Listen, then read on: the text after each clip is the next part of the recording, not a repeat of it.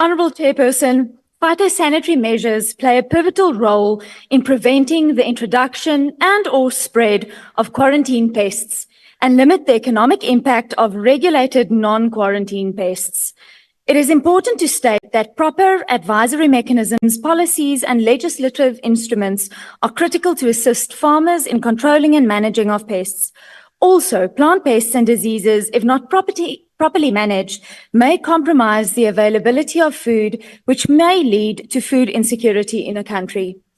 In a country such as South Africa that is already largely food insecure, we need to protect what we have, and we need to ensure that our food resources aren't further compromised.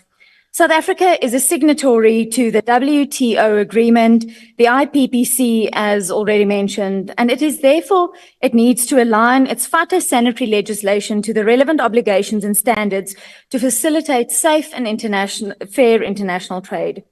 Also taking into account that the current act being used is the Agricultural Pests Act number 36 of 1983. It turns 41 years old this year, and it needs a much needed upgrade.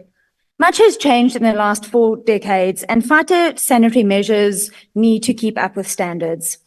The Plant Health Bill seeks to address gaps and challenges in the current phytosanitary system in the view of the requirements of the country's major trading partners and also the requirements of the relevant international treaties and agreements.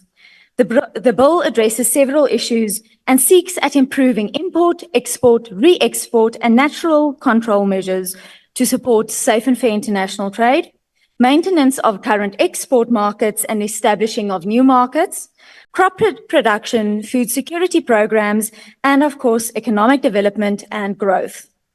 What will, however, hamper this bill once it becomes an act is, in short, the South African government.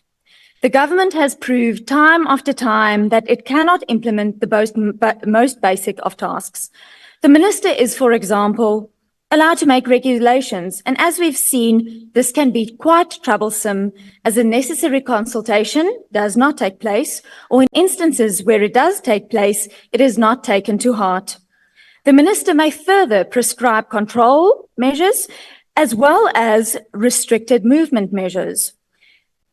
Let's look at the avian influenza, swine flu, and foot and mouth disease outbreaks to be testament to what can go wrong if this happens.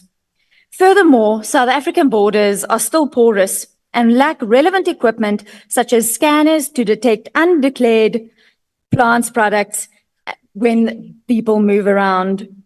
These are instances where most passengers of unauthorized plant products and/or fruit pass through undetected. It does not help to have the best acts in the world if we cannot enforce them. We also need to be cognizant of that there is cross-cutting and overlapping issues of, for example, the NEMBA Bill, the APA Bill, and the Plant Improvement Act, and this will also need to be addressed.